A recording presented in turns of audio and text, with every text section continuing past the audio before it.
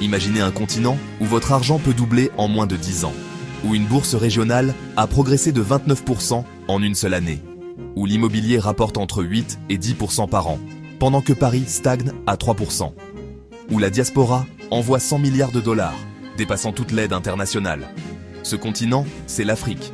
Et la question n'est pas de savoir si l'argent s'y multiplie. La question, c'est comment. Bienvenue sur Investir 54. Aujourd'hui, on va décortiquer les 4 mécanismes qui font que l'argent se multiplie en Afrique. Des données vérifiées, des chiffres sourcés et surtout, des leviers concrets que vous pouvez activer dès maintenant.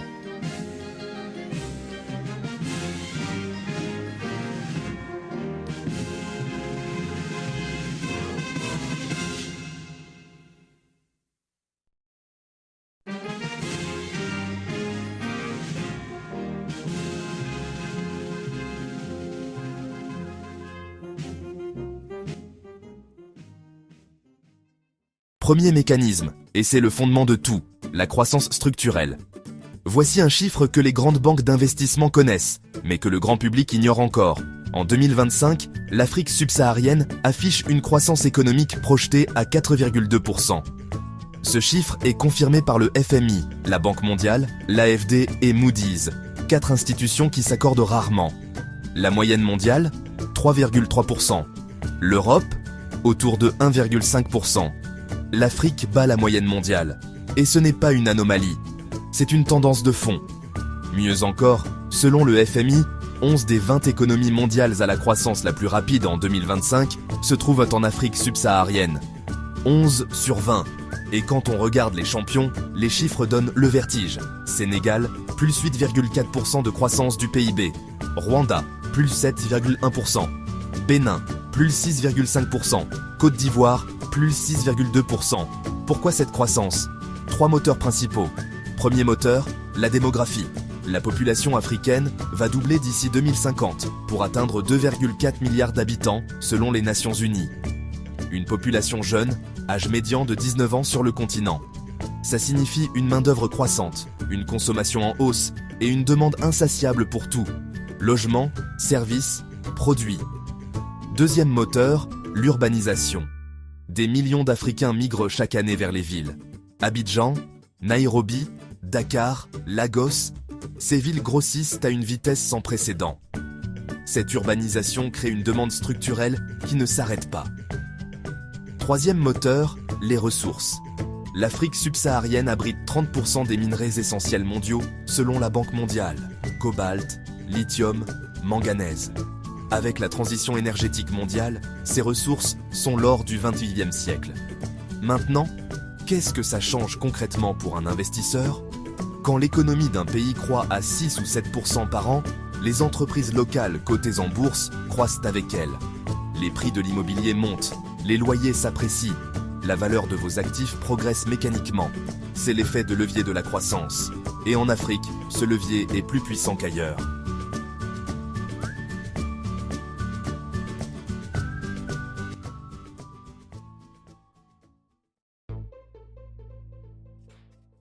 Deuxième mécanisme, l'immobilier.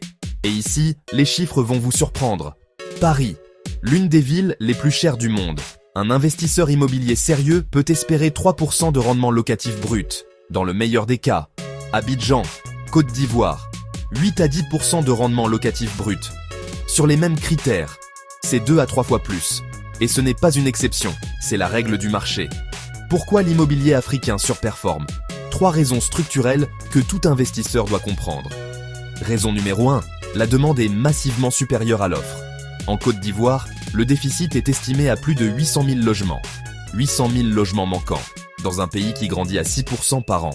Cette pénurie crée une pression à la hausse permanente sur les loyers et les prix de vente. Un investisseur qui entre aujourd'hui est en position de force. Raison numéro 2, la proportion de locataires est exceptionnelle. À Abidjan, 78% de la population est locataire. 78%. En France, ce chiffre dépasse rarement 40% dans les grandes villes. Trouver un locataire à Abidjan n'est pas un problème, c'est une évidence. Raison numéro 3. La valorisation du foncier est sans équivalent. Le prix du foncier à Abidjan a progressé de 10% par an en moyenne sur les 15 dernières années. Vous avez bien entendu, 10% par an. Si vous avez acheté un terrain à Abidjan en 2010 à 100 millions de francs CFA, il vaut aujourd'hui plus de 400 millions. Et la tendance n'est pas en train de s'inverser. L'urbanisation n'est qu'à mi-chemin.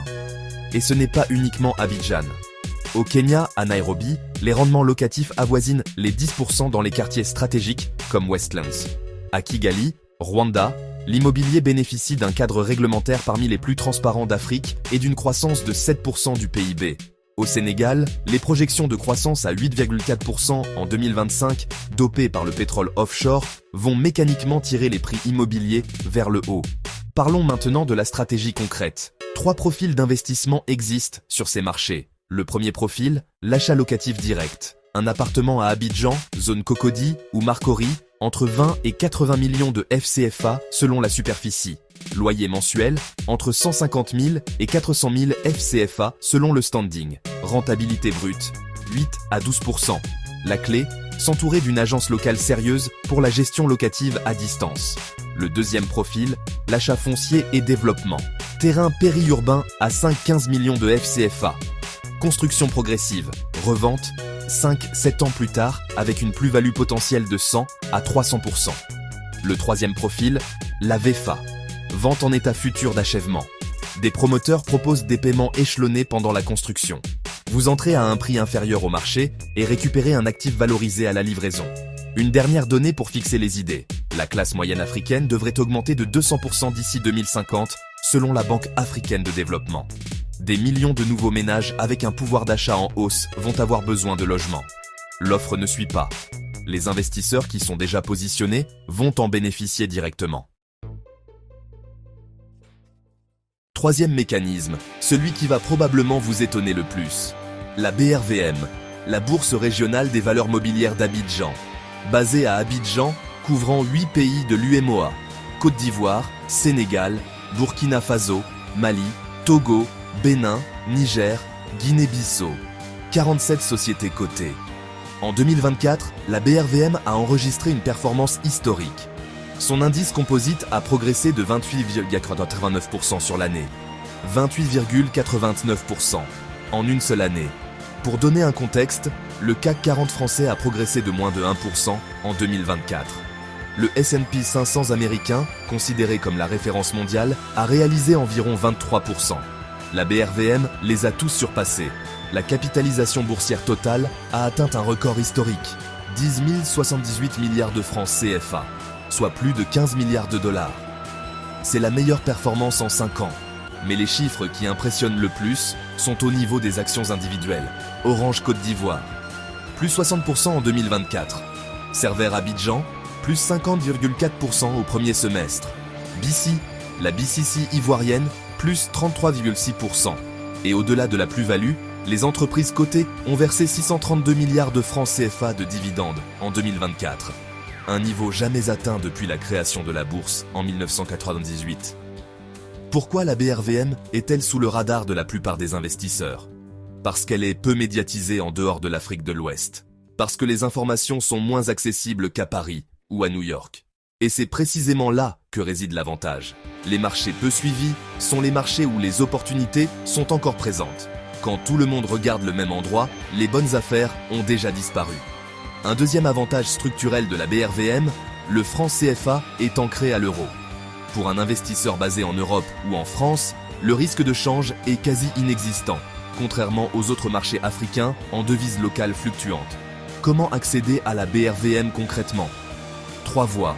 Passer par un broker agréé ou EMOA, Daba Finance, Coribourse ou d'autres SGI autorisés.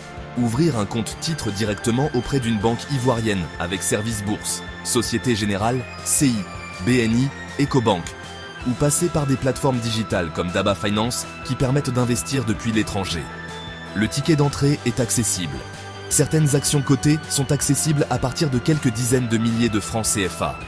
L'investissement minimum réel pour construire un portefeuille diversifié se situe entre 500 000 et 2 millions de FCFA selon votre stratégie. Quatrième et dernier mécanisme, et c'est probablement le plus puissant de tous, la diaspora africaine. En 2024, les Africains vivant à l'étranger ont envoyé vers le continent environ 100 milliards de dollars. selon la Banque mondiale. Ce chiffre dépasse les investissements directs étrangers, 48 milliards de dollars. Il dépasse aussi les budgets publics internationaux dédiés au développement, 42 milliards de dollars. Répétons ça clairement. La diaspora africaine envoie plus d'argent vers le continent que tous les gouvernements et toutes les entreprises étrangères réunies.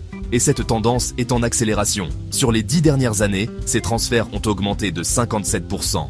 57%. Mais voici la vraie question pour vous, en tant qu'investisseur ou membre de la diaspora. Est-ce que cet argent travaille vraiment ? Parce qu'il y a une différence fondamentale entre envoyer de l'argent pour couvrir des dépenses courantes et investir cet argent de façon à ce qu'il se multiplie. La majorité des transferts aujourd'hui servent à la consommation immédiate. Loyer, nourriture, santé. C'est nécessaire. Mais ça ne crée pas de patrimoine. Les membres de la diaspora qui construisent de la richesse sur le long terme font quelque chose de différent. Ils capitalisent leurs envois dans des actifs productifs, immobiliers, parts d'entreprises, obligations d'État africaines, actions BRVM. Regardez les chiffres de certains pays. Au Sénégal, les transferts de la diaspora représentent 9,4% du PIB national. Au Kenya, la diaspora a envoyé un record de 4,94 milliards de dollars en 2024, en hausse de 18% sur un an. Ces flux dépassent le tourisme et les exportations agricoles comme première source de devises du pays. La projection pour 2030, si le rythme actuel se maintient, l'Afrique pourrait recevoir 121,7 milliards de dollars de transferts par an, soit 20% de plus qu'aujourd'hui. La diaspora n'est pas seulement un soutien aux familles, elle est la première banque d'investissement du continent. Et ceux qui l'ont compris transforment ces flux en patrimoine réel. Voilà les 4 mécanismes qui font que l'argent se multiplie en Afrique.